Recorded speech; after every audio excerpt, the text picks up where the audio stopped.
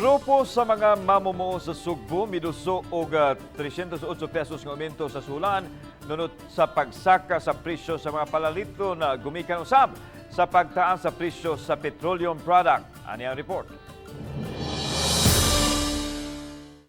Sumala ni Metodio Villarmeno, ang Pangulo sa Cebu Labor Coalition, nga dili nakaigo ang kasamtangang sweldo karon sa mga mamumuo nga adunay 404 pesos matag adlaw. Sa ilang pagduso sa wage petition sa Regional Tripartite Wages and Productivity Board, nangayo sila og dugang 308 pesos nga wage increase aron mamahimo ng 712 pesos ang minimum nga sulan sa mga trabahante sa Sugbo.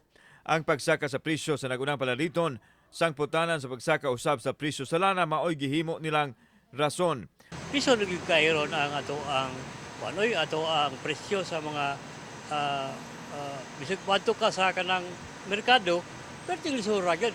Ugaling dili sa paminawon sa gipangayong wage increase, mopahigayon og protesta ang mga mamumuo. Samtang ikinagda usab nga modusog petisyon ang koalisyon ngadto sa LTFRB nga minusan ang plitihan sa mga pampublikong sakyanan kay nakabalik naman sa 100% seating capacity. Sa pikas bahing gipadayag ni Director Eduardo Montealto sa LTFRB 7 nga nagpabilin sa 9 pesos ang minimum nga plitihan sa mga traditional PUJ. Giyawhag niya ang mga pasahero nga mo-report silang buhatan kung adunay PUJ driver nga nagbuot-buot og uminto sa plitihan. Kung mo-increase pamasahe ang kanina pong ang mga pasahero. Ang mga pasahero wala na kapasahan. Mas mayo ang transportation kay dunay sila kapasahan sa increase dito sa mga pasahero.